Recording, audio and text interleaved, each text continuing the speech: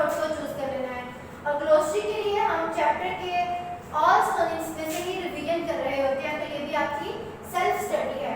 Now having focus on paragraph number 10 the translation, there is no any question. She and her family had entered into a considerable bond of friendship with me. वो और उसके घर वाले मेरे साथ एक मजबूत दोस्ती के बंधन में बंध गए।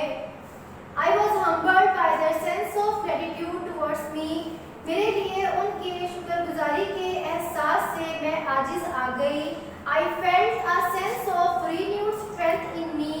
मैंने अपने अंदर एक नई पैदा होती ताकत का तासुर महसूस किया। Where there is a will, there is a way. जहाँ चाह वहाँ राह। स्टूडेंट्स ये एक प्रोवर्ब है, इसको मैं यही एक्सप्लेन कर दूँ। इसको ट्रांसलेट आपने ऐसे ही करना है, जहाँ चाह वहाँ राह। यानी जो इंसान कुछ पाने की कोशिश करता है तो उसके अंदर रास्ते में आने वाली तमाम रुकावटें वो आराम से अबूर कर लेता है, अपना रास्ता स्मूथ करते हुए अपनी मंजिल पर पहुंच जाता है। यही नर्स ने किया, हर तरह के हालात से मुकाबला करते हुए एंडिंग में वो सक्सेसफुल रही। तो उसने कहा Where there is a will, there is a way. जहाँ चाह वहाँ राह। I was proud to be a nurse. मुझे अपने नर्स होने पर फख्र था। Now concentrate on English B diary, that is past perfect tense, passive affirmative sentences. Past perfect tense को very deeply हम डेली कर रहे हैं कि ऐसा जुमला जो गुजरे हुए वक्त में काम मुकम्मल करता हुआ शो कर रहा हो वो past perfect tense होता है। इसमें उर्दू जुमले की पहचान थी, उर्दू जुमले के आखिर में चुका था, चुकी थी, चुके थे वगैरह आता है। हमने अब तक एक्टिव में पॉजिटिव, नेगेटिव, इंटरोगेटिव एक्सरसाइजेस की। आज हमारे पास उसी के पैसिव सेंटेंसेस शुरू हो चुके हैं, जिनमें अफर्मेटिव सेंटेंसेस, जिन्हें हम पॉजिटिव या असर्टिव कहते हैं, की टर्न है। ये 1 and 2 एक्सरसाइज है। 1 हमारे पास सोल्ड है एंड 2 हमारे पास अनसोल्ड है। पैसिव मतलब फेल मजहूल जुमले। फेल मजहूल जुमले हमारे वो जुमले होते हैं जिनमें काम करने वाला मौजूद नहीं होता है, यानी काम करने वाला हम पर्सन अगर वो मौजूद नहीं है तो इट मींस आपका सेंटेंस पैसिव सेंटेंस है, यानी फेल मजहूल जुमला है। मैंने पहचान व्हाइट बोर्ड पर राइट की है कि इन जुमलों में काम करने वाला मौजूद नहीं होता है। इसी से रेडी मैंने एग्जांपल राइट की। 5 बजे तक तस्वीर मुकम्मल हो चुकी थी। अब तस्वीर मुकम्मल हुई है, लेकिन बनाने वाला कौन है? सेंटेंस में बिल्कुल मेंशन नहीं है, यानी कि सब्जेक्ट काम करने वाला मौजूद नहीं है। और चुकी थी, चुका था, एंडिंग पास्ट परफेक्ट टेंस को शो कर रही है। आपने देखा कि आपका उर्दू जुमला सब्जेक्ट ना होने से पैसिव और चुका था, चुकी थी होने से पास्ट परफेक्ट के अकॉर्डिंग है। तो हम नेक्स्ट इसके स्ट्रक्चर की तरफ जाते हैं। हमारा स्ट्रक्चर ऑब्जेक्ट से स्टार्ट होता है हमेशा पैसिव एक्सरसाइजेस का। ऑब्जेक्ट प्लस हैड बीन हम कर रहे हैं पास्ट परफेक्ट। पास्ट परफेक्ट में आपको previous had as a helping verb introduce करवा दिया गया है, और जब हम उसके पैसिव में जाते हैं तो बीन यहाँ आपके लिए नई चीज इंट्रोड्यूस हो रही है। आपके पास हैड के साथ बीन का इस्तेमाल होगा। Object plus had plus been plus verb का थर्ड फॉर्म। हमेशा पैसिव सेंटेंसेस में वर्ब की थर्ड फॉर्म होती है, और पास्ट तक हम पहुंच चुके हैं। आपको पता है कि हमेशा पैसिव में वर्ब की थर्ड फॉर्म होती है। It's not new for you. Then extra. Extra का मतलब होता है सेंटेंस में कुछ भी ऐसा जो ऑब्जेक्ट और वर्ब से हट के हो, उसको हम एक्स्ट्रा कहते हैं, और स्ट्रक्चर फॉलो करते हुए उसको लास्ट में सॉल्व करते हैं। जैसे मैंने व्हाइट बोर्ड पे एग्जांपल राइट की। मेन सेंटेंस है तस्वीर मुकम्मल हो चुकी थी।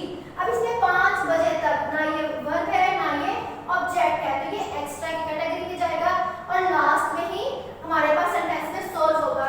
इसी सेंटेंस को हम सॉल्व कर लेते हैं। सबसे पहले हमें चाहिए ऑब्जेक्ट। ऑब्जेक्ट अब क्या चीज मुकम्मल हुई है? तस्वीर, यानी जिस पर काम असर कर रहा है हमारी तस्वीर है। द पिक्चर हमारे पास स्ट्रक्चर में had plus been, the picture had been. अब मुकम्मल होना इंग्लिश कंप्लीट, तो हमने थर्ड फॉर्म यूज की completed. The picture had been completed. अब 5 बजे तक इसमें एक्स्ट्रा है, जिसके लिए हमने टाइम की इंग्लिश यूज करी है till 5 o'clock। The sentence is here, the picture had been completed till 5 o'clock। Exercise number 1 and 2 आपके पास पेज नंबर 113 and 114 पर है। एक्सरसाइज नंबर 1 सॉल्व है, आपने इसकी ओरल प्रैक्टिस करके रिटन एंड लर्न करना है। और एक्सरसाइज नंबर 2 आपकी अनसॉल्व है, और हर चीज की वोकैबुलरी टीचर एक्स्ट्रा वर्ड्स में दी हुई है। आपने इसको रिटन प्रैक्टिस करके करने की तरफ लेके आना है। Hope so you are having concentrate on your nowadays daily learning and having written practice also. Have a nice day students. Bismillahirrahmanirrahim. Assalamu alaikum dear student.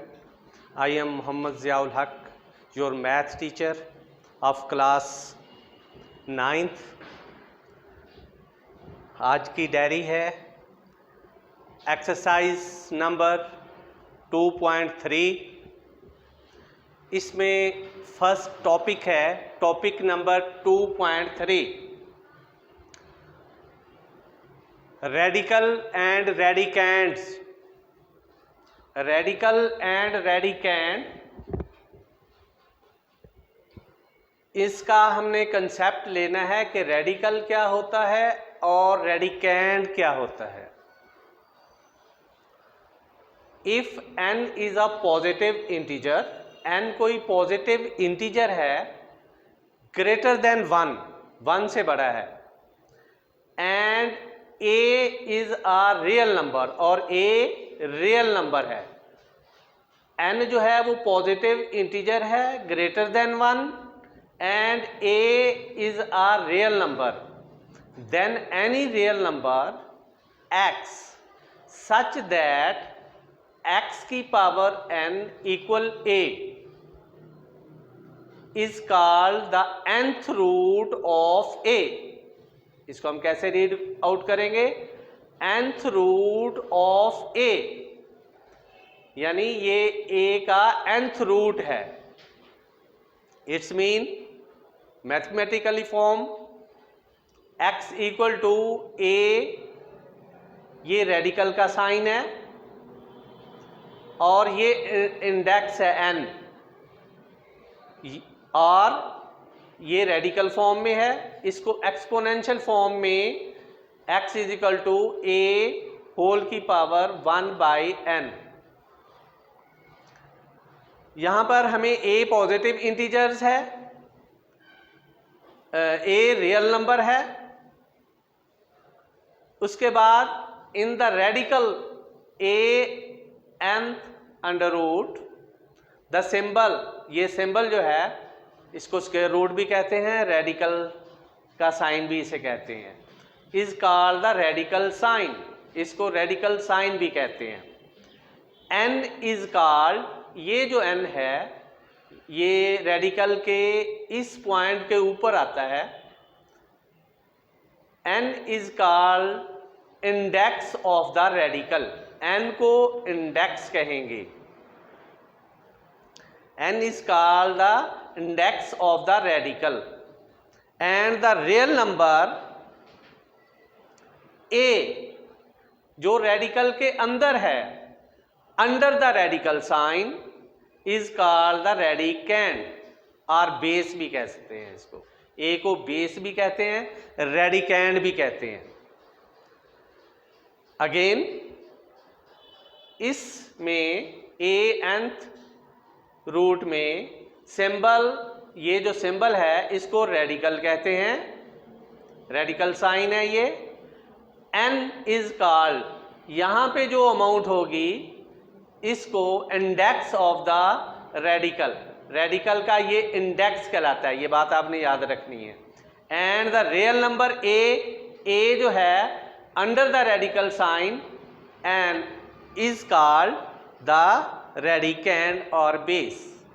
Simple हम ये कह सकते हैं कि रेडिकल स्क्वायर रूट के अंदर जो है जो भी नंबर है उसको हम रेडिकेंड कहेंगे, और जो रेडिकल के इस पॉइंट पर होगा उसको इसका इंडेक्स कहेंगे। अब इसकी रेडिकल्स की प्रॉपर्टीज हैं, उनको हम डिस्कस करते हैं। आई थिंक रेडिकेंड और इंडेक्स का आपको पता चल चुका होगा। अब इसकी कुछ प्रॉपर्टीज हैं रेडिकल की। a b belongs to real number and m n positive integers हैं इन रियल प्रॉपर्टीज के अंदर। ये फर्स्ट प्रॉपर्टी है a b nth under root. इसमें मैं आपको अगेन बता दूं a b रेडिकेंड है और n इसका इंडेक्स है। जब आप इसको सेपरेट करेंगे a को, तो a के ऊपर nth अंडर रूट अलहदा आ जाएगा, b के ऊपर nth अंडर रूट अलहदा आ जाएगा। आप ऐसे कर सकते हैं। सेकंड प्रॉपर्टी है ए बी और इसका इंडेक्स a ओवर b, इसका इंडेक्स n है, तो सेम इसी तरह ये मल्टीप्लाई हो रहे थे और ये डिवाइड हो रहा है, तो आप न्यूमिनेटर के ऊपर अलहदा अंडर रूट डाल के nth इंडेक्स डाल देंगे और b के ऊपर अलहदा कर सकते हैं। ये भी प्रॉपर्टी है। थर्ड प्रॉपर्टी, रेडिकल के ऊपर रेडिकल है, a इसका इंडेक्स m है और होल का रेडिकल है ऊपर और इसका इंडेक्स n है। जब इस तरह से होगा, रेडिकल का साइन डबल होगा, तो जो इंडेक्स होते हैं वो आपस में मल्टीप्लाई हो जाते हैं। इंडेक्स आपस में मल्टीप्लाई हो जाते हैं। ये देखें, a रेडिकल का साइन और ये भी दोनों इंडेक्स हैं, ये भी रेडिकल का है, ये भी रेडिकल का इंडेक्स है, दोनों जो हैं इंडेक्स वो आपस में मल्टीप्लाई हो जाते हैं। ये भी प्रॉपर्टी है, यूज होगी क्वेश्चन में। फोर्थ प्रॉपर्टी है, a की पावर m और nth अंडर रूट है, तो ये m जो है आप इस तरह से भी राइट कर सकते हैं, यानी इसकी होल की पावर भी बना सकते हैं इस m को। ये a की पावर m है, यहाँ पे आप इसको इस तरह से राइट कर सकते हैं। फिफ्थ प्रॉपर्टी है, बड़ी इंपॉर्टेंट है, कॉमन यूज होती है। इसमें पावर और इंडेक्स, रेडिकैंड की पावर और इंडेक्स जब इक्वल हो जाएं तो आपस में रेडिकल का साइन और ये पावर कैंसिल हो जाती है। जैसे हम आम करते हैं, ये जब 4 के ऊपर स्क्वायर हो और अंडर रूट हो तो ये हम कैंसिल कर देते हैं। वाई? बिकॉज इसका इंडेक्स जो राइट नहीं किया जाता, इसका इंडेक्स 2 होता है। हमेशा अगर अकेला रेडिकल साइन है, इसका आपसे इंडेक्स पूछा जाए तो इसका इंडेक्स जो होगा वो 2 होगा। इसका इंडेक्स कितना होगा? 2 होगा। ये याद रखें। यही प्रॉपर्टी जब रेडिकैंड की पावर और रेडिकैंड इक्वल हो जाएं तो रेडिकल का साइन और ये पावर आपस में कैंसिल हो जाते हैं। इस तरह मेरे पास ये मोस्ट इंपॉर्टेंट प्रॉपर्टीज है और ये इक्वल ए आ जाता है। ये याद रखना है आपने, जब रेडिकैंड का इंडेक्स और रेडिकैंड की पावर और इंडेक्स इक्वल हो जाएं तो अंडर रूट और इंडेक्स हर चीज़ ख़त्म हो जाती है, सिर्फ रेडिकैंड बचता है। अब हम आते हैं, ये प्रॉपर्टीज़ हैं बेटा, आपने इन्हीं को आगे एक्सरसाइज 2.3 में यूज़ करना है। एक्सरसाइज 2.3 है, क्वेश्चन नंबर 1। मैंने इसकी वर्डिंग नहीं लिखी, आप वर्डिंग सुन लें इसकी। एक्सरसाइज 2.1 फर्स्ट क्वेश्चन है, कहता है right each radical expression in exponential notation and each exponential expression in the radical notation. Do not simplify. Simplify नहीं करना, आपने जो एक्सपोनेंशियल नोटेशन में है उसको रेडिकल नोटेशन में राइट करना है और जो रेडिकल में है उसको एक्सपोनेंशियल में राइट करना है। सिंप्लीफाई नहीं करना, इस क्वेश्चन में कह रहा है। क्वेश्चन नंबर 1 फर्स्ट पार्ट है, ये रेडिकल फॉर्म में है, -64, इंडेक्स इसका 3 है, रेडिकैंड -64 है। इसको एक्सपोनेंशियल फॉर्म में मैंने -64 और ये आप जानते हैं कि स्क्वायर की वैल्यू 1/2 होती है क्योंकि इसका इंडेक्स 2 होता है। ये क्यूब रूट है, यहाँ पे इसका इंडेक्स 3 है तो इसकी वैल्यू 1/3 होगी। -64 होल ब्रैकेट डाल के आपने 1/3 लिख देना है। ये इसकी एक्सपोनेंशियल फॉर्म है। सेकंड पार्ट में 2 की पावर 3/5 है, इसको मैंने, ये जो है एक्सपोनेंशियल फॉर्म में है, इसको मैं रेडिकल नोटेशन में लिखूंगा। इसको मैं ऐसे लिख सकता हूं 2 की पावर 3 × 1/5। तो रेडिकल फॉर्म में 2/3, 5 जो है वो इंडेक्स बन जाएगा, जो डिनोमिनेटर में होता है वो इंडेक्स बन जाता है। तो ये इसकी रेडिकल नोटेशन हो गई। 4 पार्ट की तरफ आ जाएं। फोर्थ पार्ट में y की पावर -2/3 है, ये रेडिकल नोटेशन में है, सॉरी एक्सपोनेंशियल नोटेशन में है। इसको मैंने रेडिकल नोटेशन में राइट करना है, तो मैंने इसको सिंप्लीफाई किया है -2 × 1/3। अभी मैंने आपको बताया कि जो डिनोमिनेटर में होती है वो इंडेक्स बनता है और बाकी जो होती है ऊपर वो पावर बन जाती है। y -2 और इसका इंडेक्स जो है वो 3 है। ये आंसर है, ये रेडिकल नोटेशन में आ गई। Question number 3, simplify. अब आपने इन क्वेश्चन को सॉल्व करना है। Simplify the following radical expression. अब आपने इसको सिंप्लीफाई करना है, ये प्रॉपर्टी यूज होंगी इसमें। पार्ट फर्स्ट है -125 क्यूब रूट है, इसका इंडेक्स 3 है, -125 रेडिकैंड है।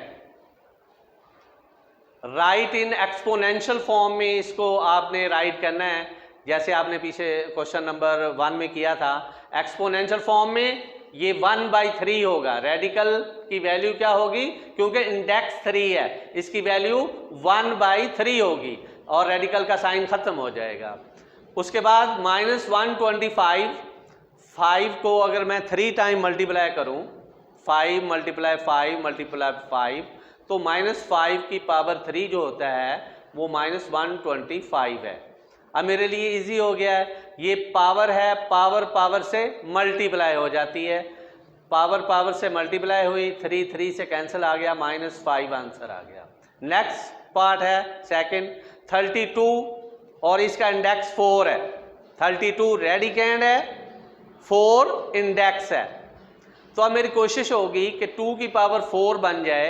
मैंने 32 की फैक्टर बनाए हैं, 2 × 2 2 2 1 2 3 4 5।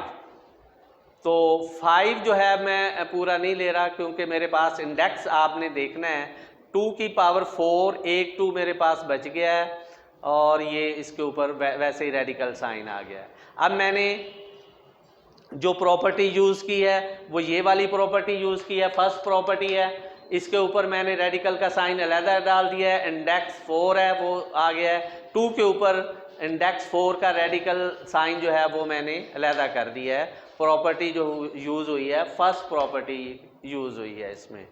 अब देखें यहाँ भी एक प्रॉपर्टी यूज़ हो रही है, क्या कि रेडिकैंड की पावर और इंडेक्स बराबर हैं। रेडिकैंड की पावर और इंडेक्स बराबर हैं, प्रॉपर्टी नंबर 5 है, तो ये कैंसिल हो जाती है, 2 बचेगा सिर्फ। यहाँ पे सिंप्लीफाई कुछ नहीं हो रहा, तो वैसे सेम एज राइट कर दिया है, ये आंसर है।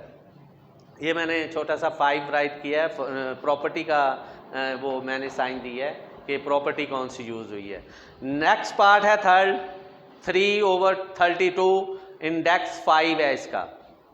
अब मैं इसमें सेकंड प्रॉपर्टी ये वाली यूज़ होगी। ऊपर मैं रेडिकल का साइन विद इंडेक्स अलहदा कर दूंगा, नीचे अलहदा कर दूंगा। 32 को मैंने फैक्टर बनाए हैं 32 के, 2 2 2 2 2 5 बार 2 है, 2 की पावर 5 होता है।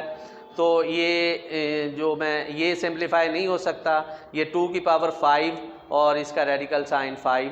और अब फिर यहाँ पे प्रॉपर्टी नंबर 5 यूज़ हो रही है, रेडिकैंड की पावर और इंडेक्स इक्वल हैं, ये कैंसिल हो जाएगी, ओनली यहाँ पे नीचे 2 बचेगा, ये ऊपर 3 और इसका इंडेक्स जो है 3√, और इसका इंडेक्स जो है 5, ये आंसर आ जाएगा। क्वेश्चन नंबर पार्ट 4 है, -8 27/3। 8 को मैं 3 बार लिख सकता हूँ, 2 × 2 × 2 और 27 को 3 × 3 × 3, -7 वैसे रहेगी, ये -2 की पावर 3 हो जाएगा, ये 3 की पावर 3 हो जाएगा। अब मैंने इसकी पावर भी 3 है, इसकी पावर भी 3 है, प्रॉपर्टी क्लोज कर दी है, होल की पावर 3 कर दी है, क्योंकि न्यूमिनेटर और डिनोमिनेटर की पावर सेम है, तो मैं ऐसे कर सकता हूँ। अब देखें यहाँ पे फिर वो प्रॉपर्टी नंबर 5 यूज़ हो रही है, रेडिकैंड की पावर और इंडेक्स बराबर हैं।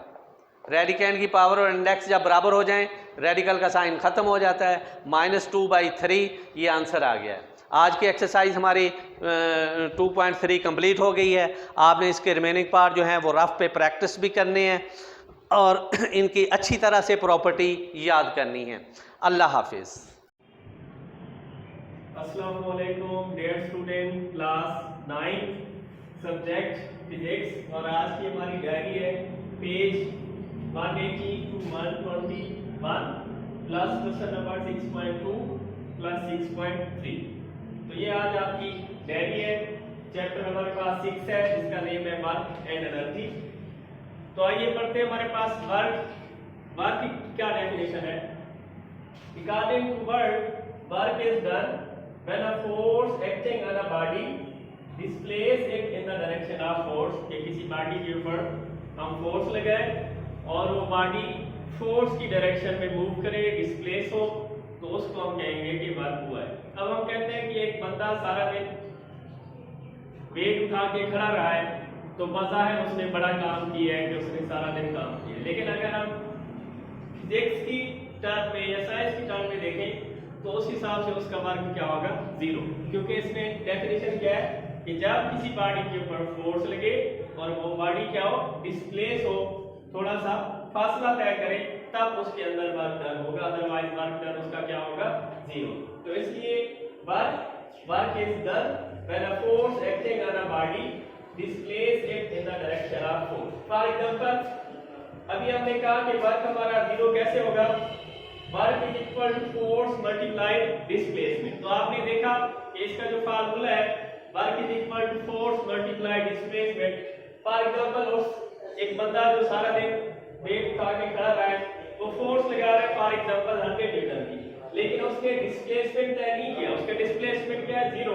तो जब इसको मल्टीप्लाई करेंगे तो उसका वर्क क्या हो जाएगा, जीरो। तो इसलिए फिजिक्स के मुताबिक अगर हम कहते हैं कि वर्क डन हुआ है तो उसके लिए फोर्स और डिस्प्लेसमेंट दोनों का होना जरूरी है। कि फोर्स अप्लाई करने से डिस्प्लेसमेंट भी कवर करे बॉडी, तो हम कहेंगे कि वो फोर्स यूज हुई है। इसी तरह W is equal to force को F से रिप्रेजेंट करते हैं और डिस्प्लेसमेंट को S से रिप्रेजेंट करते हैं। तो हमारे पास W is equal to F multiply S। इसके बाद हम देखते हैं इसका unit, the unit of work, the SI unit of work is joule, और उसको रिप्रेजेंट करते हैं जो J से। तो जो वर्क का SI यूनिट है वो क्या है, जूल है, और उसको J से रिप्रेजेंट करते हैं। अब हमारे पास जूल की डेफिनेशन है। जूल की डेफिनेशन क्या है जी, the amount of work is 1 joule, the amount of work is 1 joule when a force of 1 newton displace a body through 1 metre in the direction of force. क्या मतलब हुआ कि अगर हम 1 न्यूटन की फोर्स लगाएं किसी बॉडी के ऊपर, 1 न्यूटन की फोर्स लगाएं और उसके अंदर जो डिस्प्लेसमेंट है वो कितना हो, 1 मीटर हो, तो वो किसके इक्वल होगा, 1 जूल। दोबारा सुन लें कि अगर हम किसी बॉडी के ऊपर 1 न्यूटन फोर्स लगाते हैं और उस बॉडी के अंदर 1 मीटर का जो डिस्प्लेसमेंट है वो तय होता है, तो हम कहते हैं कि ये किसके इक्वल है, 1 जूल के। दोबारा सुन लें, ये देखें 1 joule is equal to 1 newton multiply 1 metre. तो 1 जूल वर्क कब होता है, जब हमारे पास 1 न्यूटन फोर्स हो और उसके अंदर 1 मीटर का डिस्प्लेसमेंट हो, तो वो चीज किसके इक्वल होती है, 1 जूल के इक्वल होती है। इसी तरह किलो जूल और मेगा जूल वो क्या होते हैं, 10 की पावर 3 किलो जूल, यहाँ पे 10 की पावर 3 ये किसके इक्वल होता है, किलो जूल के, और 10 की पावर 6 ये किसके इक्वल होता है, मेगा जूल के इक्वल होता है। अब हम देखते हैं जी इसके कंपोनेंट, कि जब हमारे पास एक बॉडी है जिसके ऊपर फोर्स, उसको हमने उसके कंपोनेंट में रिजॉल्व किया है, Fx और Fy, ये हमारे पास एंगल थीटा है और ये हमारे पास क्या है, फोर्स है। आपको पता है कि इसके दो कंपोनेंट हैं, एक Fx जैसे कि यूनिट 4 में हमने पढ़ा था, Fx किसके इक्वल होता है, F cos थीटा, और Fy क्या होता है, F sin थीटा। ये इसका x कंपोनेंट और ये क्या है, y कंपोनेंट है। अगर हम इसको इसके x और y कंपोनेंट में रिजॉल्व करें तो हमारे पास फोर्स के दो कंपोनेंट बन रहे हैं, Fx का मतलब है फोर्स इन x डायरेक्शन, और Fy का मतलब क्या है, फोर्स इन y डायरेक्शन। तो Fx हमारे पास क्या है, F cos थीटा के, और Fy क्या है, किसके इक्वल है, F sin थीटा है। W is equal to F x. ये हमने क्यों राइट किया, हमारे पास दो कंपोनेंट थे, एक x कंपोनेंट और एक y कंपोनेंट। यहाँ पे हम देखते हैं कि कौन सा कंपोनेंट जो है इस बॉडी को मूव कराने के लिए इस्तेमाल हुआ हो, वो है हमारे पास fx। कौन सा कंपोनेंट है fx, जिसकी वजह से इस बॉडी के अंदर जो है वो मूवमेंट है, या जिसकी वजह से ये बॉडी मूव करेगी फोर्स का कौन सा कंपोनेंट है x कंपोनेंट। ये कंपोनेंट हम कब यूज करेंगे, जब बॉडी जो है वो पैरेलल ना हो, तो ये हम यूज करते हैं f W = fx s। तो इसके अंदर जो फोर्स का x कंपोनेंट है वो रिस्पांसिबल है for a body to move in the direction of force. तो इसलिए हमने लिखा है W = fx s। इसका मतलब यही है कि फोर्स का x कंपोनेंट जो है वो बॉडी को मूव करा रहा है, तो इसलिए हमने लिखा है fx। fx किसके इक्वल होता है, f cos थीटा के, तो हमने इसलिए f cos थीटा पुट किया है साथ में s।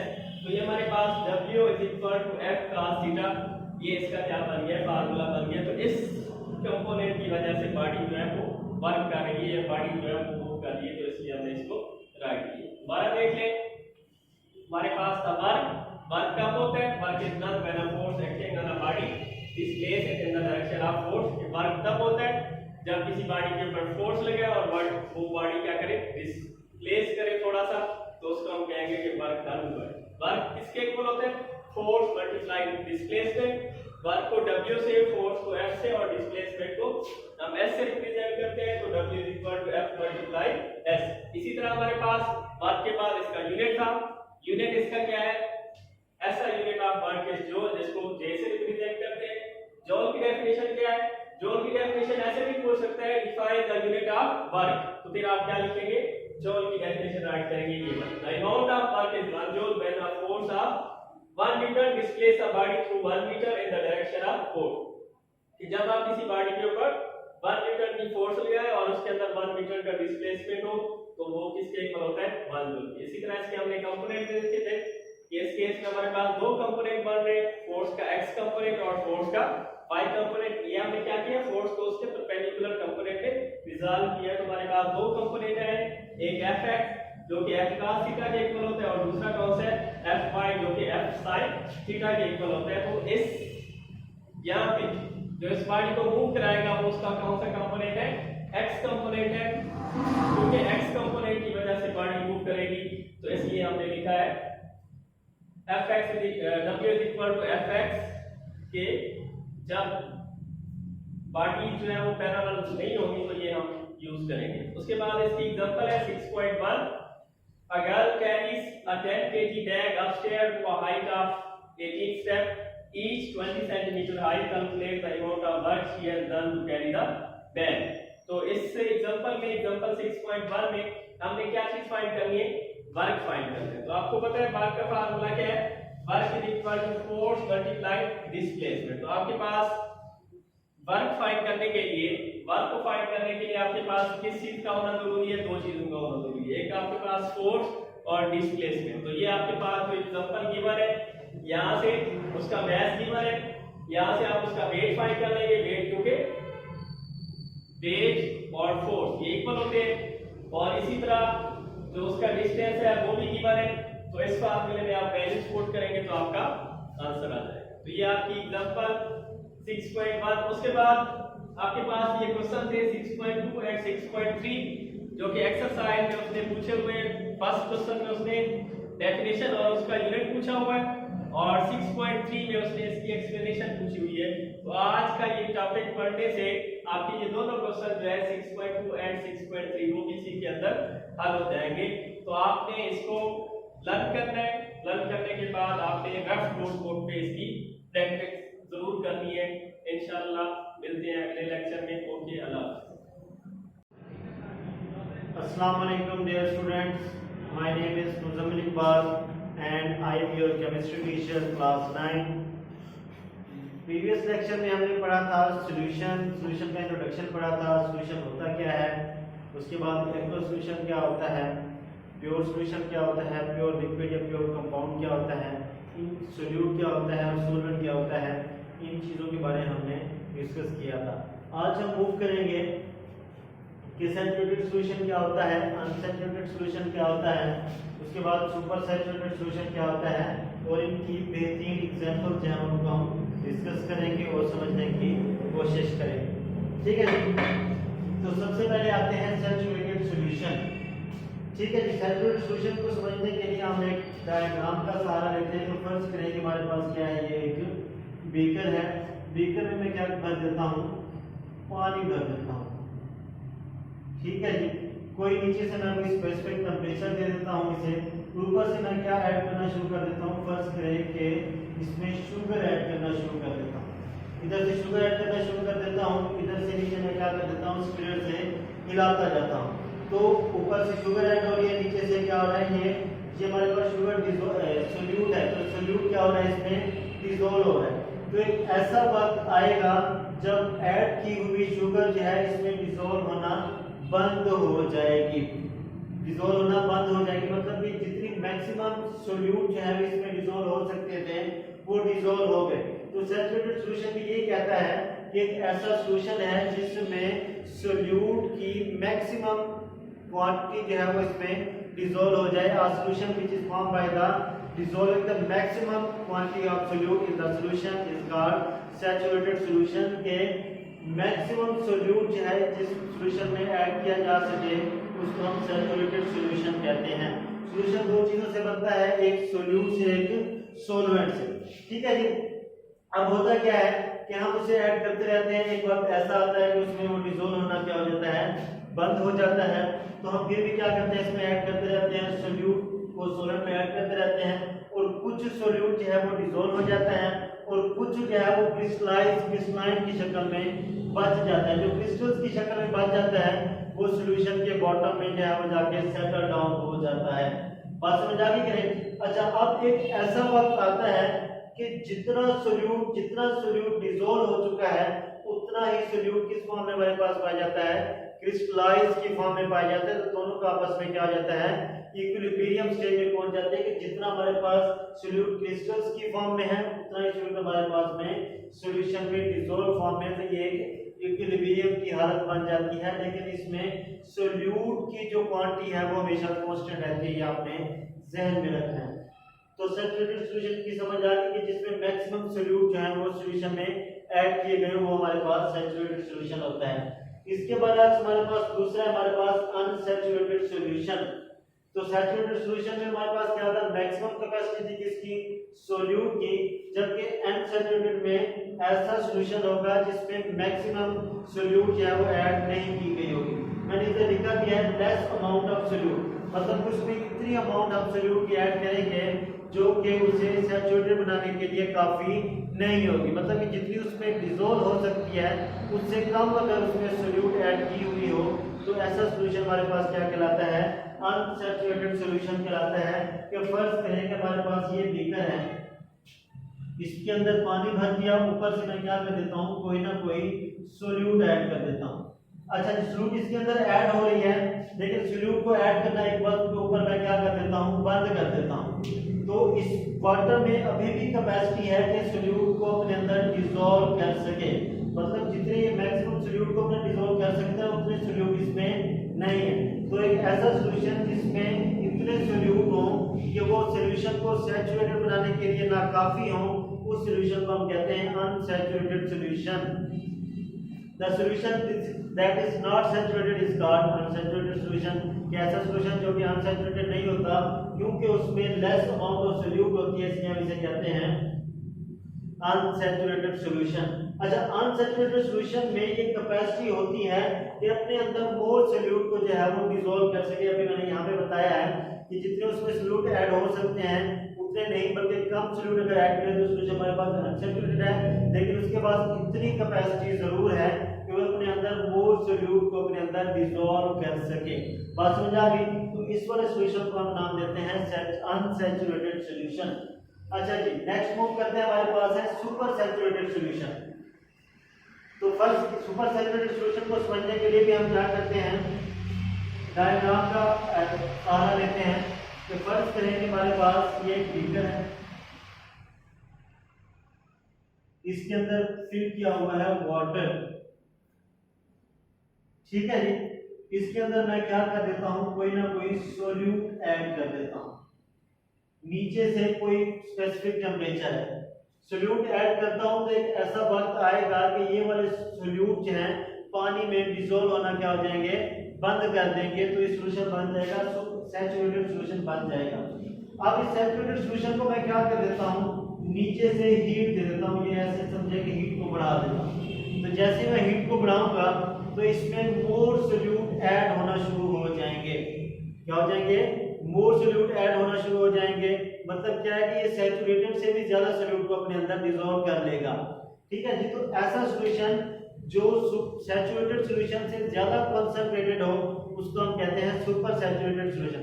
अब कंसंट्रेटेड का क्या मतलब है, कंसंट्रेटेड ऐसे सॉल्यूशन को कहते हैं जिसमें सोल्यूट की मिकदार क्या होती है, ज्यादा होती है। क्या होती है, रिलेटिवली सोल्यूट की मिकदार ज्यादा होती है।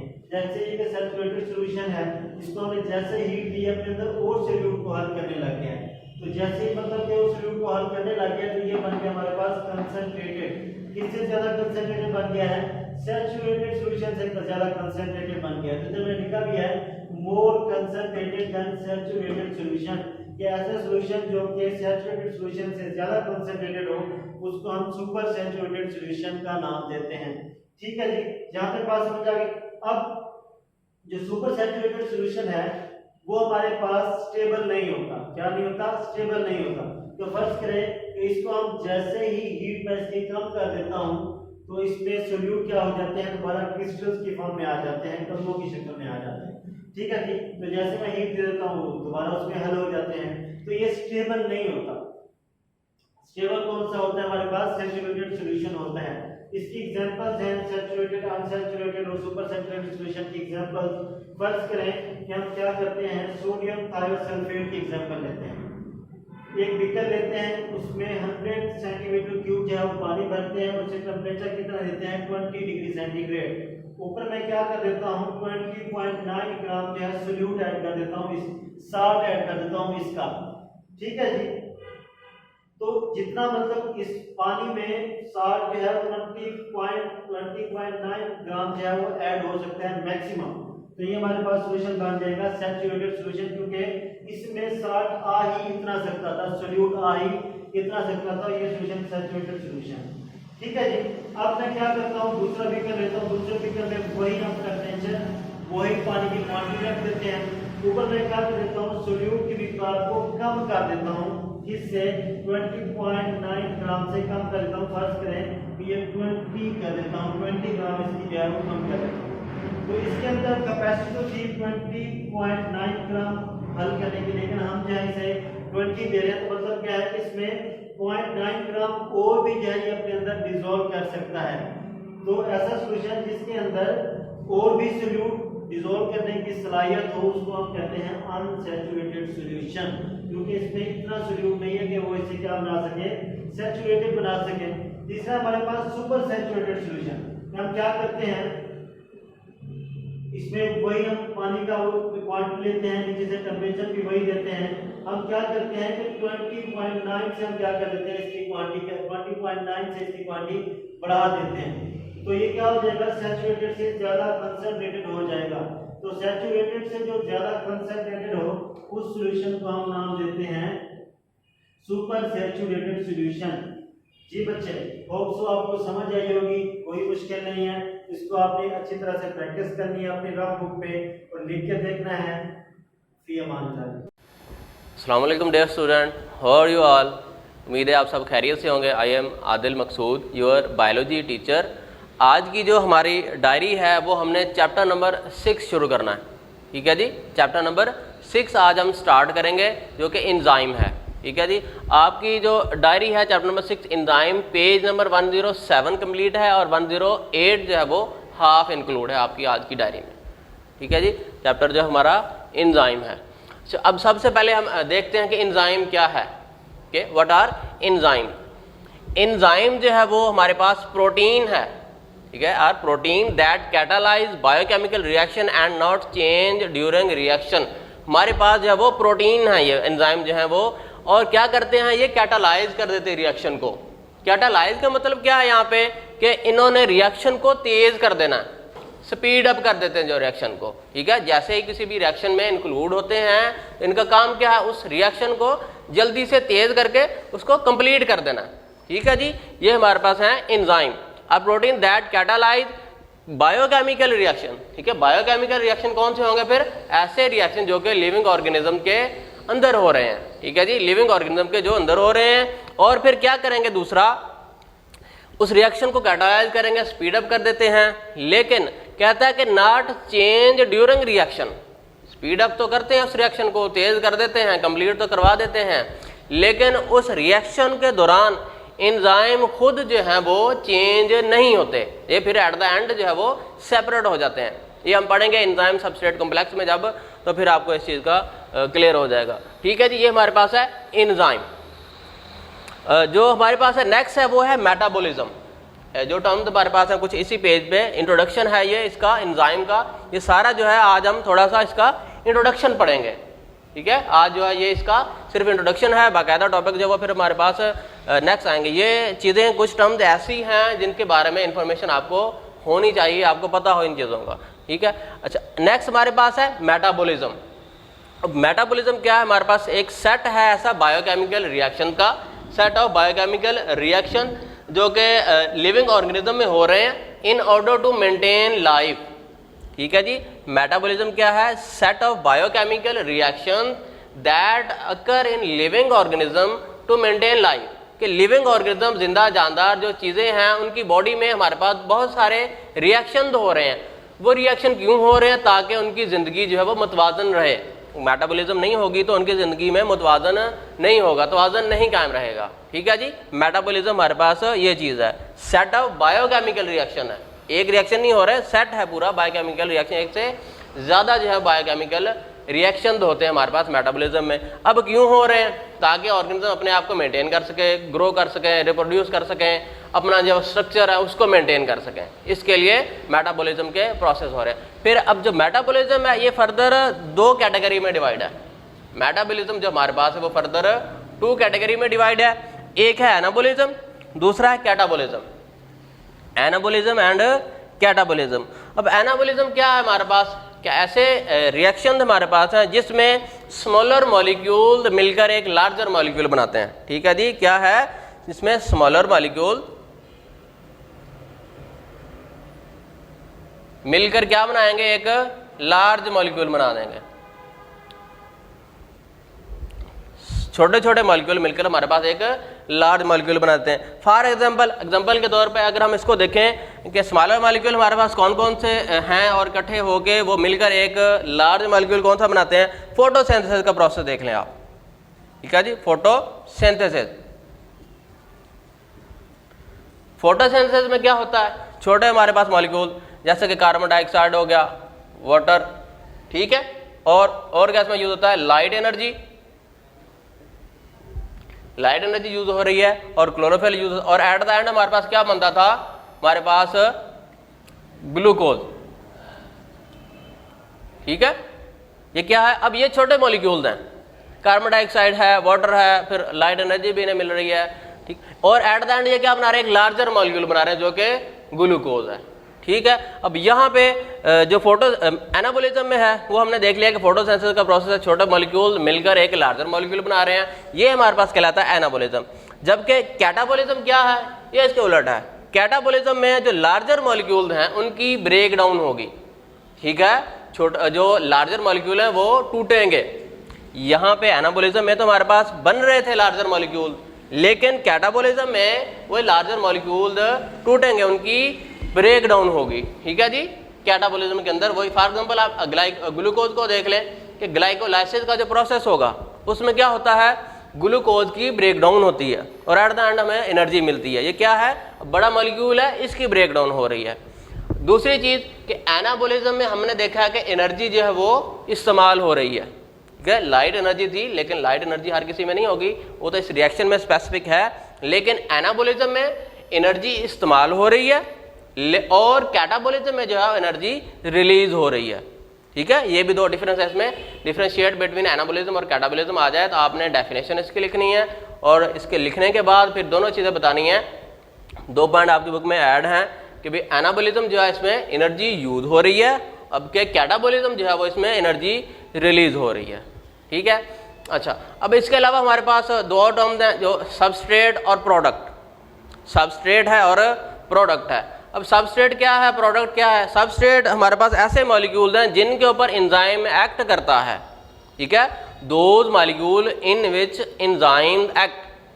फॉर एग्जांपल ये अगर मैं आपको ये शो करवाऊं एग्जांपल के तौर पे, यही हमारे पास फोटोसिंथेसिस का रिएक्शन अगर शो करवाऊं तो ये, ठीक है, ये क्या है हमारे पास एंजाइम ने फॉर एग्जांपल इन पे एक्ट करना है, एक्ट करेगा।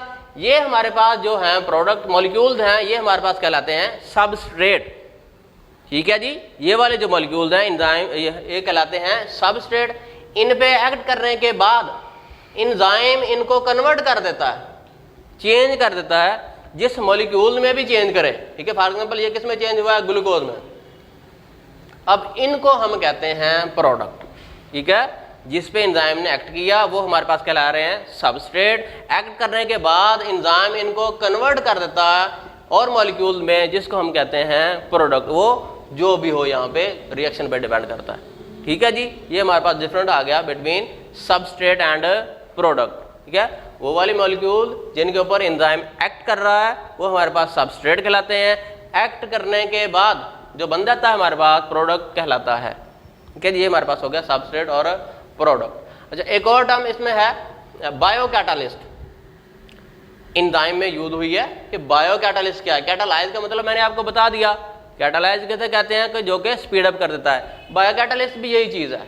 ठीक है, बायो कैटालिस्ट क्या है, those molecule which speed up the biochemical reaction. ठीक है जी, बायो कैटालिस्ट क्या है, those molecule which speed up the biochemical reaction. ये हमारे पास हो गए एंजाइम हमने पढ़ लिया है। मेटाबॉलिज्म देखा क्या है, एनाबॉलिज्म, कैटाबॉलिज्म और सबस्ट्रेट और प्रोडक्ट। ठीक है, अच्छा यहाँ पे एक चीज आपको बताता चलूं, साइड बॉक्स दिया हुआ है कि मेटाबॉलिज्म का जो कंसेप्ट है सबसे पहले इब्ने नफीस ने दिया था। ठीक है, मेटाबॉलिज्म का जो कंसेप्ट है वो सबसे पहले इब्ने नफीस ने दिया था। इसका मतलब ये ग्रीक वर्ड है। ठीक है, ग्रीक वर्ड है जिसका मतलब है चेंज। इसका क्या मतलब है जी, चेंज। मेटाबॉलिज्म एक ग्रीक वर्ड है जिसका कंसेप्ट जो इब्ने नफीस ने दिया था, जिसका मतलब है चेंज। उसने क्या कहा था कि हमारी बॉडी में या बॉडी पार्ट्स में रिएक्शन होते रहते हैं, चेंज होता रहता है, तब्दीली आती रहती है। ठीक है जी, ये कंसेप्ट जो है वो मेटाबॉलिज्म का सबसे पहले इब्ने नफीस ने दिया था। इसके बाद आगे फर्दर मूव करते हैं हम। नेक्स्ट हमारे पास है एक्टिवेशन एनर्जी। ठीक है, नेक्स्ट हमारे पास है एक्टिवेशन एनर्जी। अब ये क्या है, हमारे पास मिनिमम अमाउंट ऑफ एनर्जी जो कि रिक्वायर्ड है किसी भी रिएक्शन को कंप्लीट करवाने में। ठीक है जी, it is a minimum amount of energy which is used to start a reaction. किसी भी रिएक्शन को स्टार्ट करने के लिए जो हमें कम से कम एनर्जी चाहिए वो कहलाती है एक्टिवेशन एनर्जी। जो सेकंड लास्ट पैराग्राफ है आपकी बुक पे 107 पेज पे, वहां से शुरू हो रही है इसकी डेफिनेशन। ठीक है, minimum amount of energy which is required to start a reaction. अब इसकी जरूरत क्यों है, नीड फॉर एक्टिवेशन एनर्जी, ये क्यों जरूरी है एक्टिवेशन एनर्जी।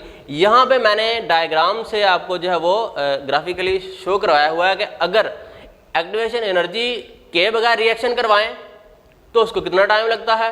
अगर एक्टिवेशन एनर्जी जो है वो हो तो हमारे पास फिर जो कितना वक्त लगता है। ठीक है, यहाँ पे जैसा कि आप देख सकते हैं, यहाँ पे ये सबस्ट्रेट है, इसने चेंज होना है प्रोडक्ट में। ठीक है जी, फॉर एग्जाम्पल ये सबस्ट्रेट यहाँ पे पड़ा हुआ है, इसने चेंज होना है प्रोडक्ट के अंदर। लेकिन यहाँ पे क्या मैंने शो किया, जो ब्लू लाइन आपको जाहिर की हुई है, यहाँ पे ब्लू लाइन लगी हुई है, इसमें क्या नजर आ रहा है, यहाँ पे लिखा है मैंने साइड पे, ये जो इतना है कि एक्टिवेशन एनर्जी विदाउट एंजाइम। अगर एक्टिवेशन एनर्जी विदाउट एंजाइम हम करें तो एंजाइम को शामिल ना करें इसमें एक्टिवेशन एनर्जी को, तो ये रिएक्शन जो है वो कब कंप्लीट होता है, सॉरी ये जो है वो ऊपर वाला एक्टिवेशन एनर्जी विदाउट एंजाइम, जो रेड लाइन लगाई हुई है कि देखें, अब विदाउट एंजाइम हम कंप्लीट करवा रहे हैं तो टाइम ज़्यादा लग रहा है। विदाउट एंजाइम सबस्ट्रेट को प्रोडक्ट में चेंज कर रहे हैं तो ये रेड वाली लाइन आपको शो हो रही है, तो इसमें ज़्यादा टाइम लग रहा है। लेकिन जैसे ही हमने एक्टिवेशन एनर्जी को एंजाइम के साथ ऐड करवाया तो क्या हुआ, वही टाइम जो हमें ज़्यादा लग रहा था वो शॉर्ट हो गया, कम हो गया। ठीक है, ये इसका फ़ायदा है फिर कि जैसे इसको इंक्लूड करेंगे तो टाइम भी कम कर देगा। ये हमारे पास हो गया एक्टिवेशन एनर्जी। नेक्स्ट क्वेश्चन है आपका जो लास्ट पैराग्राफ है इसी पेज पे कि how enzyme lower the activation energy, enzyme जो है वो एक्टिवेशन एनर्जी को किस तरह से लो कर देते हैं, ठीक है। Enzyme lower the activation energy कैसे कम कर देते हैं उसको, ये आपकी बुक पे जो आखिरी पैराग्राफ है मैं उसकी रीडिंग कर देता हूँ। यहाँ पे 3 पॉइंट दिए हुए हैं कि एंजाइम जो है वो सेवरल वेज से आपकी एक्टिवेशन एनर्जी को कम कर देते हैं। सबसे पहले नंबर 1 पॉइंट पे देखें इसको, they may alter the shape of the substrate and reduce the requirement of energy for this change. क्या कर देना इन्होंने जी, may alter the shape of substrate, जो सबस्ट्रेट होगा उसकी शक्ल ही चेंज कर देनी है according to requirement of energy for this, कि जिस तरह की रिक्वायरमेंट है रिएक्शन को उस तरह की शेप उसकी कर देनी है ताकि रिएक्शन क्या हो, जल्दी से कंप्लीट हो। नंबर 1 पॉइंट ये हो गया।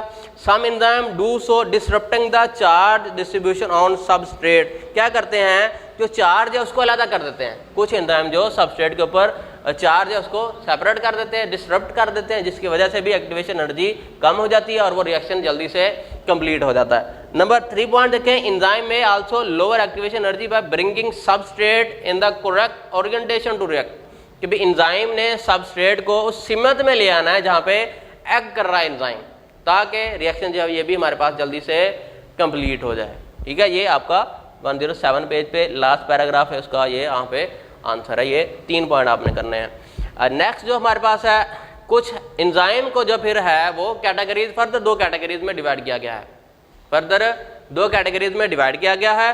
किस बेस पे डिवाइड किया गया है, उसकी साइड की बेस पे, कि किन किन जगह पे एंजाइम जो है वो एक्ट कर रहे हैं, किन किन जगह पे। अच्छा, यहाँ पे 2 कैटेगरीज हैं, एक है इंट्रासेलुलर एंजाइम, ठीक है, जो कि सेल के अंदर एक्ट करेंगे। Intracellular enzyme those which act on the inside of cell, जबकि एक्स्ट्रा सेलुलर एंजाइम जो है वो आउटसाइड ऑफ सेल एक्ट कर रहे हैं, ठीक है जी। इंट्रासेलुलर एंजाइम जो कि सेल के अंदर एक्ट कर रहे हैं, जबकि extra cellular outside of cell act करेंगे। एग्जाम्पल जो है इसके हम देखते हैं कि ग्लाइकोलाइसिस का जो प्रोसेस है, ग्लाइकोलाइसिस का जो प्रोसेस है उसके एंजाइम कहाँ पे पड़े हुए हैं, साइटोप्लाज्म के अंदर पड़े हुए हैं, ठीक है। फॉर एग्जांपल अगर ये सेल में यहाँ पे ड्रा करूँ, ये क्या है, सारा साइटोप्लाज्म है, यहाँ पे प्रोसेस होना है ग्लाइकोलाइसिस का, तो इसके एंजाइम कहाँ पे पड़े हुए हैं, इसके साइटोप्लाज्म के अंदर।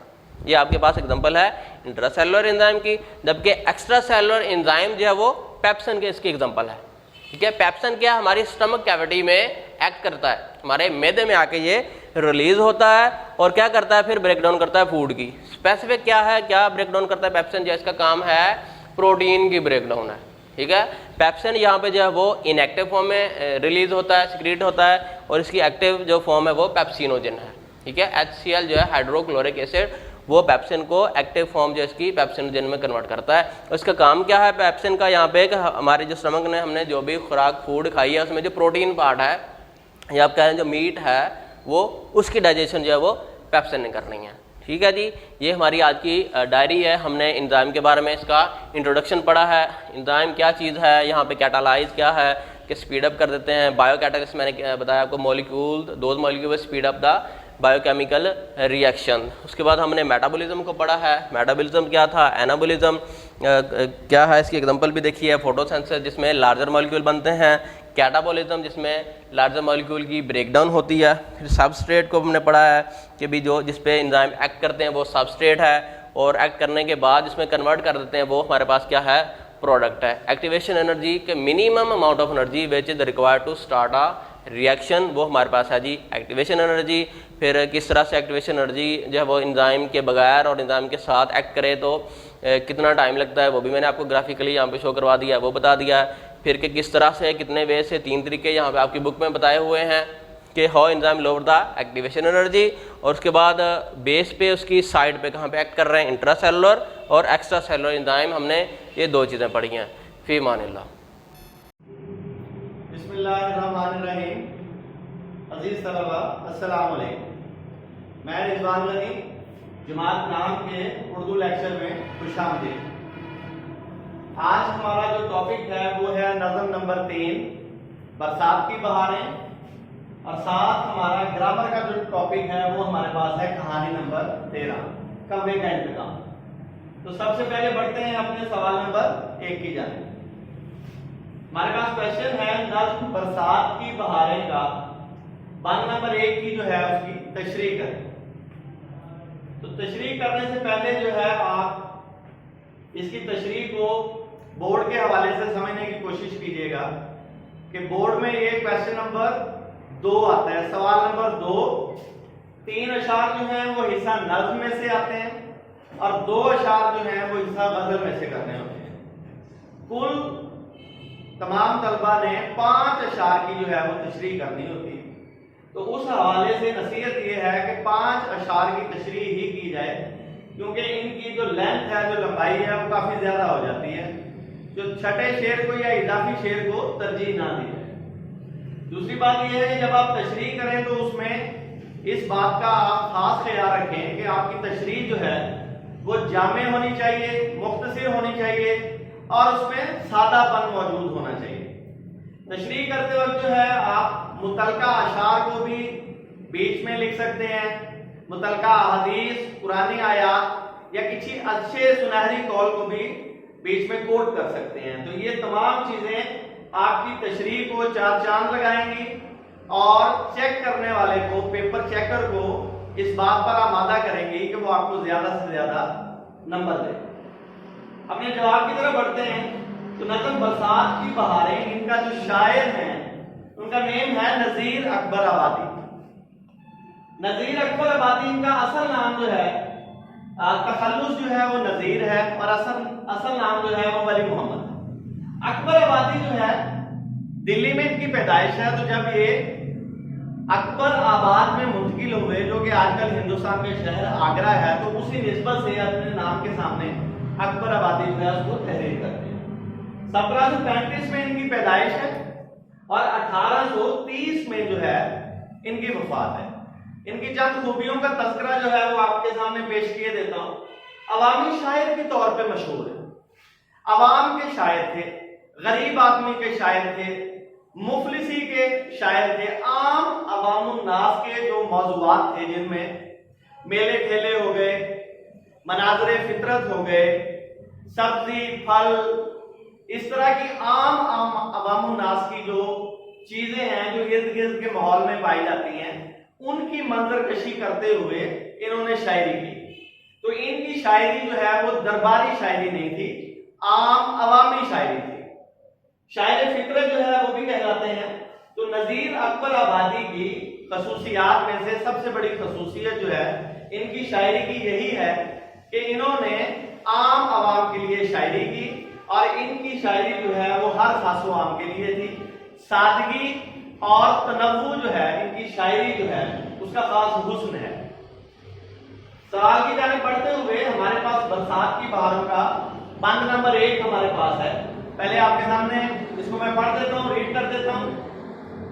है इस हवा में क्या क्या बरसात की बहारें, सब्जों की लहलहाहट, बागात की बहारें, बूंदों की झमझमाहट, कतरात की बहारें, हर बात के तमाशे, हर घात की बहारें, क्या क्या मची है यारो बरसात की बहारें। तशरीह करने के हवाले से आपने सबसे अव्वल इस बात को ध्यान में रखना है कि आपके पास आपके अशार के अंदर जो मुश्किल अल्फाज आ रहे हैं उनका मानी जो है वो आपको लाजमी आना चाहिए। जैसा कि आपके सामने मैंने रेड अंडरलाइन किया हुआ है रेड कलर से। तो बरसात की बहारें बारिश के मौसम को कहते हैं। सब्जों से मुराद जो है वो सब्जा है, मुराद दरख्त पौधे वगैरह। लहलहाहट का मतलब है कि हवा के चलने से जो पौधे और दरख्त और पत्ते जो हिलते हैं, लहलहाहट झूमने के मानों में भी इस्तेमाल होता है। बहारों से मुराद जो है खुशी है और रौनक है। झमझमाहट जो है चमक को कहते हैं, यानी जब कतरों के ऊपर सूरज की किरणें पड़ती हैं तो जो चमक पैदा होती है। कतरात जो है उससे मुराद जो है बूंदे हैं। तो ये मुश्किल अल्फाज के मानी जो हैं जो इसमें मौजूद थे वो आपके सामने पेश किए गए। जब आप इसकी तशरीह की तरफ आएंगे तो 2 चीजें जो है वो निहायत जरूरी है। पहली, नज्म का उन्वान, नाम नहीं लिखना आपने, नज्म का उन्वान, नज्म का नाम तहरीर नहीं करना, और शायर का नाम। तो नज्म के उन्वान में बरसात की बहारें और शायर का नाम लिखते हुए नजीर अकबर आबादी। आपने ये खास ध्यान रखना है, यहाँ पे आपको यह दिख रहा है अलामत तखल्लुस जो है वो आपको दिख रही है, ये आपने लाजमी यहाँ पे तहरीर कर दी। तो अब हम बढ़ते हैं नज़्म का उन्वान और शायर का नाम लिखने के बाद जो नेक्स्ट चीज है वो हमारे पास मफहूम है। मफहूम जो है वो आपके सामने पढ़ देते हैं। बरसात की बहारों और रवानी में हवा का जोरो शोर शामिल है, बाग सरसब्जो शादाब हैं, दरख्त झूम रहे हैं, बरसात के कतरे सब्जे पर अपनी चमक दमक दिखा रहे हैं, हर जगह रौनक जो है वो दिखाई दे रही है। अब मफहूम करने के बाद आप अपनी तशरीह जो है उसका आगाज करेंगे। तो तशरीह जो है वो आपकी अपने अल्फाज में होनी चाहिए। जाहिर है आप जो मुतलका बुक्स हैं और जो आपकी टेक्स्ट बुक है उसमें से आप अपनी तशरीह का जो मवाद है उसको याद करेंगे, लेकिन जब आप उसको तहरीर करें तो आपकी जो तशरीह है उसमें सादगी हो, उसमें भारीपन ना हो, इंतहाई मुश्किल अल्फाज, लंबे लंबे अल्फाज जो हैं वो ना हो, सादगी जो है वो मौजूद हो और आपका अपना जो नुक्ता नजर है वो उसमें मौजूद हो। जो आपने तशरीह की स्टार्टिंग लेनी है वो खूबसूरत होनी चाहिए, उसका अंदाज जो है वो दिलनशीन होना चाहिए और जो चेकर है वो आपकी स्टार्टिंग से ही मुतासिर हो जाए। तो यहाँ पे एक मैंने मुनासिब सी स्टार्टिंग जो है वो आपके लिए यहाँ पे पेश करने की सा की है। तो मारूफ शायर व अवामी शायर, यहाँ पे मिस हो गया शायर फितरत, मारूफ शायर फितरत व अवामी शायर नजीर अकबराबादी, ये यहाँ पे मैं तहरीर कर देता हूं।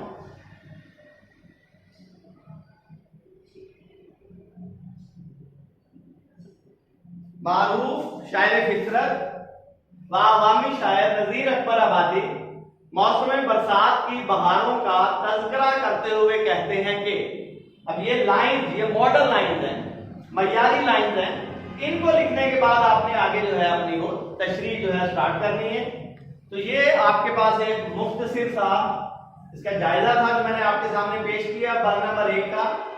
तो फर्जन जो है आपको थोड़ा बहुत जो है इसके बारे में बता देता हूं कि शायर कहते हैं कि है इस हवा में क्या क्या बरसात की बहारें, कि हवा जो है उसने बरसात के बादलों के मौसम के हाथों में हाथ लिया हुआ है और तमाम समा जो है उसमें हवा ने ठंडक बखेर दी है, एहसास जो है वो ठंडक का वो जगा दिया है, सब्जों की लहलहाहट, बागात की बहारें।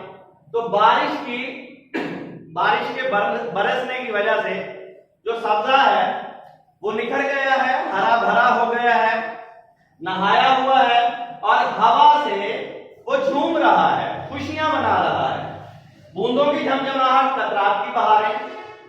बरसात के बाद जब सूरज निकल रहा है तो सूरज की किरणें जो हैं वो सब्जे पर जब पड़ती हैं तो वहां से कतरात जो हैं वो रोशनी को मुनक्किस करके आबो हवा में बिखेर रहे हैं, जिससे एक कोसो गदा का जो समा है वो बन गया है।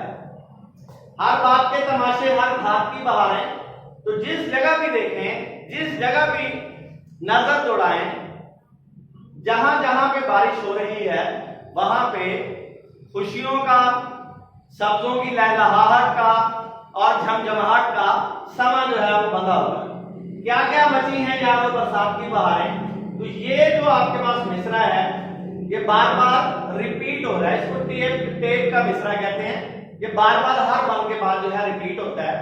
तो इसमें शायर अपने दोस्तों को बता रहा है कि बरसात की जो बहारें हैं उन्होंने हर तरफ समा बांध दी है। ये हमारे पास क्वेश्चन नंबर 1 था। सवाल नंबर 2 हमारे पास जो है वो कहानी नंबर 13 है, निस्फ याद करनी है, कब्बे का इंतकाम। तो आप सबसे गुजारिश है कि ये कहानी जो है ये आप शरह सरमाया उर्दू जो कि आपके पास इमदादी किताब के तौर पे है वहां से आप कर लें, या इसके इशारे जो है वो उर्दू कायदा इंशा जो टेक्स्ट बुक बोर्ड की है उसमें मौजूद है, वहां से इशारात की मदद से ये कहानी जो है कंप्लीट कर लें। तो ये अगले लेक्चर में ये कहानी जब मुकम्मल होगी तो उसमें इसको रीडिंग जो है वो आपके सामने पेश कर दी जाएगी। आखिर में आपके सामने जो है सवाल नंबर 1 और सवाल नंबर 2 का एक तफसीली लेक्चर जो है वो आपके सामने पेश किया गया। उम्मीद करता हूं कि आप घर में इस सारे सबक को अच्छे तरीके से याद करेंगे और लिख के भी देखेंगे। बहुत शुक्रिया। अल्लाह हाफ़िज़। बिस्मिल्लाहिर्रहमानिर्रहीम। अज़ीज़ तलबा अस्सलामु अलैकुम। उम्मीद है आप सब खैरियत से होंगे। आज हम जमात नहम की इस्लामियात का सबक पढ़ रहे हैं और आज की जो हमारी डायरी है वो रुकू नंबर 7 के मुख्तसर सवालात हैं। ये मुख्तसर सवालात हमने पढ़ने हैं और इन्हें अच्छे तरीके से आपने बच्चों याद करना है। रुकू नंबर 7 में आपने पढ़ा था कि पूरे रुकू का ख़ुलासा यही है कि जो काफिर लोग हुजूर सल्लल्लाहु अलैहि वसल्लम को परेशान करते थे, तंग करते थे, अज़ियतें देते थे, अल्लाह जल्ल जलालुहू ने इस रुकू में उनको ख़बरदार किया कि आप लोग हज़रत मोहम्मद सल्लल्लाहु अलैहि वसल्लम और मुसलमानों को तंग करने से, परेशान करने से बाज़ आ जाओ। अगर तुम बाज़ नहीं आओगे तो हमारा तरीक़ा पहले लोगों में फिर गुज़र चुका है। हम उन्हें इस दुनिया में पकड़ते हैं, अज़ाब देते हैं, आखिरत में तो उनके लिए अज़ाब है ही। अल्लाह ने मिसाल के तौर पे इरशाद फरमाया था कि आप फ़िरौनियों को देख लो कि उनको कैसा अज़ाब दिया गया। उन्होंने अल्लाह की आयात को झुठलाया। मूसा अलैहिस्सलाम बार बार उन्हें अल्लाह का पैगाम देते, उन्हें समझाते, लेकिन वो हमेशा इनकार करते थे। मूसा अलैहिस्सलाम को अज़ियतें देते थे, तकलीफ़ पहुँचाते थे। और उनसे पहले लोग भी जैसे कौम आद है, कौम समूद है, उन्होंने भी अपने वक्त के पैगंबरों को झुठलाया, उनका इनकार किया, उनकी तकज़ीब की, उनके साथ दुश्मनी रखी, बुग़्ज़ रखा। वक्त के नबी उन्हें समझाते रहे, बताते रहे, अल्लाह का पैगाम उन तक पहुँचाते रहे, लेकिन वो लोग बाज नहीं आ रहे थे। तो अल्लाह ने इस दुनिया में भी उन्हें पकड़ा, जलील किया और आखिरत में तो उनके लिए अज़ाब है ही। और इस रुकू के आखिर में फिर अल्लाह ने ये बात इरशाद फरमाई थी कि काफिर लोग और यहूदी लोग अगर आपसे कोई मुआहदा करते हैं जंगबंदी का और उस मुआहदे की अगर वो पासदारी करते हैं तो तुम भी उसकी पासदारी करो। वो अगर तुम्हारे साथ उस मुआहदे की मुद्दत में जंग नहीं करते तो तुमने भी उनके साथ जंग नहीं करनी, तुमने भी उस मुआहदे को निभाना है। लेकिन अगर वो अपना मुआहदा तोड़ते हैं, मुआहदे की खिलाफ वर्जी करते हैं, तो फिर तुम भी जो उनका मुआहदा है उन्हीं की तरफ फेंक दो और बराबरी का सलूक करो उनसे। ये रुकू नंबर 7 में आपने ये चीज़ें पढ़ी थी। तो इस रुकू नंबर 7 के अब मुख्तसर सवालात हैं, आप देख रहे हैं। पहला सवाल है मुनाफिकीन और कुफ़ार मुसलमानों के बारे में क्या कहते थे। तो रुकू नंबर 7 की जो पहली आयत है, इज़ यक़ूलुल मुनाफ़िक़ून वल्लज़ीना फ़ी क़ुलूबिहिम मरज़ुन ग़र्रहा उलाइ दीनुहुम, ये इस सवाल का जवाब है। और दूसरे नंबर पे अल्लाह ताला पर भरोसा करने का क्या नतीजा निकलता है। इसी के साथ ही अगली आयत है वमन यतवक्कल अलल्लाह फ़इन्नल्लाह अज़ीज़ुन हकीम, ये इसका जवाब है कि जो शख्स अल्लाह ताला पे भरोसा करता है तो अल्लाह ताला उसे कभी भी बेसहारा नहीं छोड़ता, क्योंकि अल्लाह ताला गालिब और हिकमत वाला है।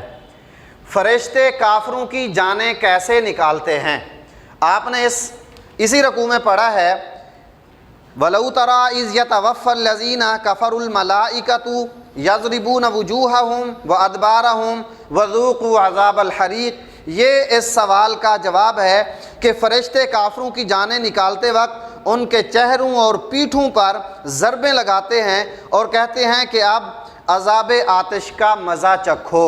ये इस सवाल का जवाब है। फिर सवाल है कुफ़ार को जलने का अज़ाब क्यों दिया जाएगा। इस सवाल का जवाब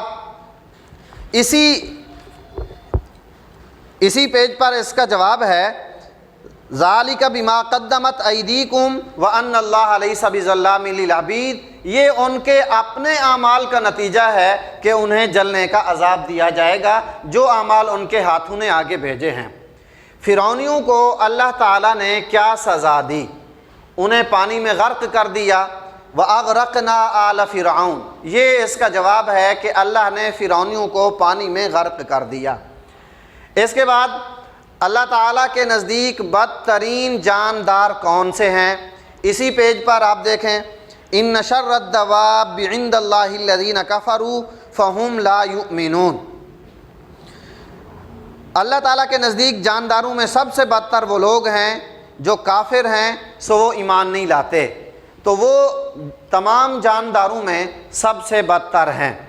ये सवाल है, अगर किसी कौम से दागाबाजी का अंदेशा हो तो क्या करना चाहिए? इसका जवाब इसी रकू की आखिरी आयत में है, व इम्मा तखाफ़न्न मिन कौमिन खियानतन फम्बिज़ इलैहिम अला सवाइन इन्नल्लाह ला युहिब्बुल खाइनीन, कि अगर दागाबाजी का खौफ है, उनके आहद तोड़ने का आपको खौफ हो तो उनका आहद आप उन्हीं की तरफ फेंक दो, उन्हें बराबरी का जवाब दो, क्योंकि अल्लाह ताला दागाबाजों को पसंद नहीं करता, वादा खिलाफ़ी करने वालों को अल्लाह पसंद नहीं करता।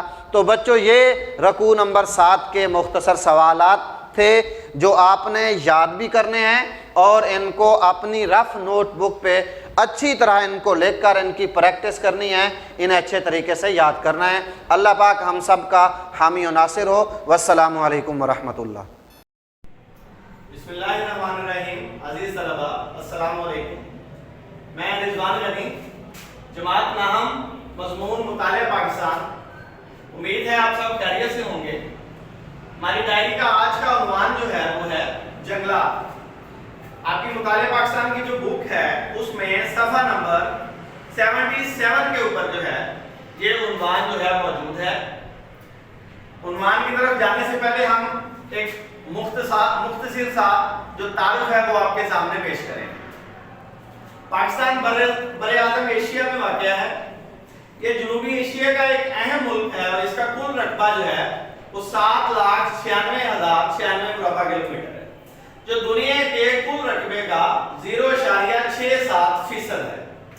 पाकिस्तान का करीबन अगर जंगलात और रकबे के लिहाज से बात करें तो पाकिस्तान के कुल रकबे का तकरीबन 5.5 या 6% रकबे पे जंगलात जो है वो मौजूद है। पाकिस्तान का करीबन 58% हिस्सा जो है वो पहाड़ों पे मुश्तमिल है और 42% हिस्सा जो है वो मैदानी रकबों में मुश्तमिल है। पाकिस्तान एक वसी और अजीज मुल्क है जिसमें बहीरा अरब के साहिल मौजूद हैं, दरियाए सिंध के डेल्टाई मैदान मौजूद हैं, शुमाल मगरबी इलाकों में पहाड़ी सिलसिले मौजूद हैं और इसी जमीन के तगय्युर और तबद्दुल के नतीजे में अल्लाह पाक ने जो मौसमी कैफियत हैं पाकिस्तान को वो चारों अता की हैं। यानी जो मौसमी कैफियत है पाकिस्तान में वो बाकी ममालिक की निस्बत जो है अल्हम्दुलिल्लाह बहुत ज्यादा बेहतर है। गर्मी, सर्दी, बहार, खिजा, ये मौसम जो हैं पाकिस्तान के पूरे मुल्क में मौजूद होते हैं मुख्तलिफ औकात में। मौसमों की इस तगय्युर की ही वजह से जो जंगलात की अक़साम पाकिस्तान में मौजूद हैं उनमें भी 4 मेन अक़साम जो हैं वो मौजूद हैं। तो आइए आते हैं पहली किस्म की तरफ, शुमाल मगरबी इलाकों के जंगलात। नंबर 2 पे हमारे पास है पहाड़ी दामनी इलाकों के जंगलात।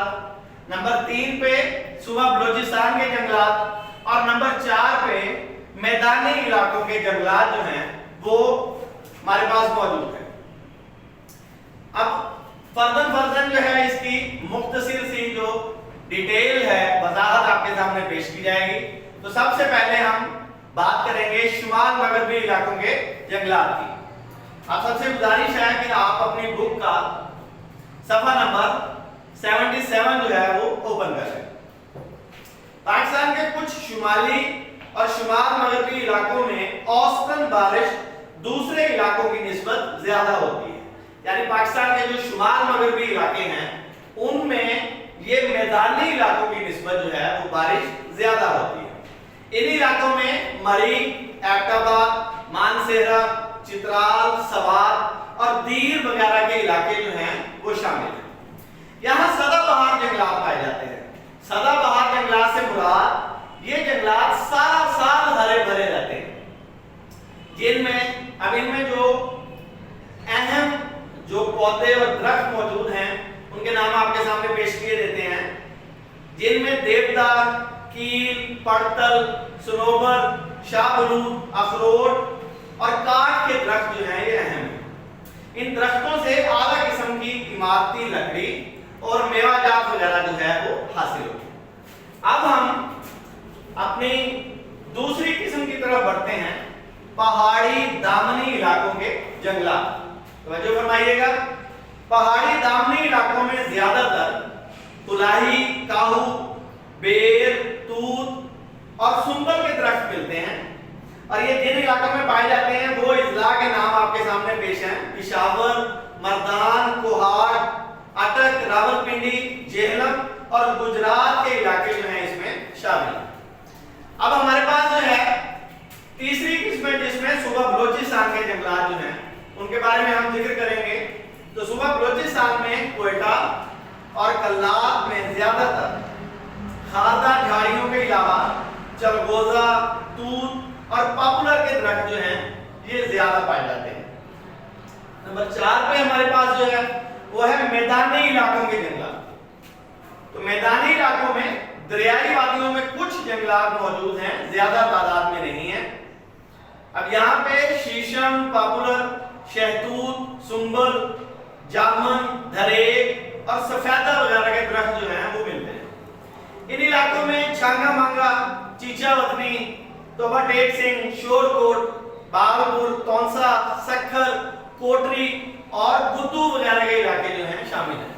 तो आज का जो हमारा टॉपिक था जंगलात के हवाले से तारुफ पे मुश्तमिल था और फिर उसकी अक़साम के हवाले से था।